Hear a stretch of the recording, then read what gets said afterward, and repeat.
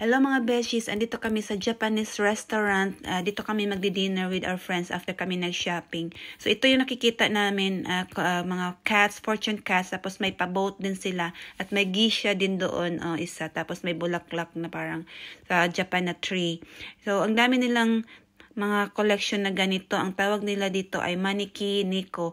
At mayroon din silang bonsai.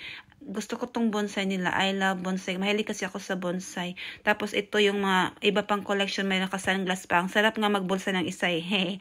Ito yung may robot din sila ng waiter. Nakatayo na lang siya sa gilid kasi. Pero on pa rin siya. Pero hindi na siya nag-work. Napagod na siya the whole day siguro sa kakaserve niya ng mga customers.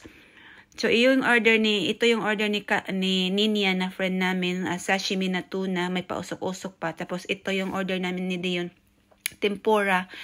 Wala kasi silang calamari, mahilig ako ng tempura at calamari. So, in-order na naman ito at saka ramen. Kasi maganda ang ramen sa malamig na panahon kasi at humigop ng sabaw. So, ito yung order ni Ninya uli, may sashimi, tuna, tsaka yung may pagkahoy-kahoy pa sila. Tapos ito yung order ni Katrina kasi klaseng isda din na sashimi.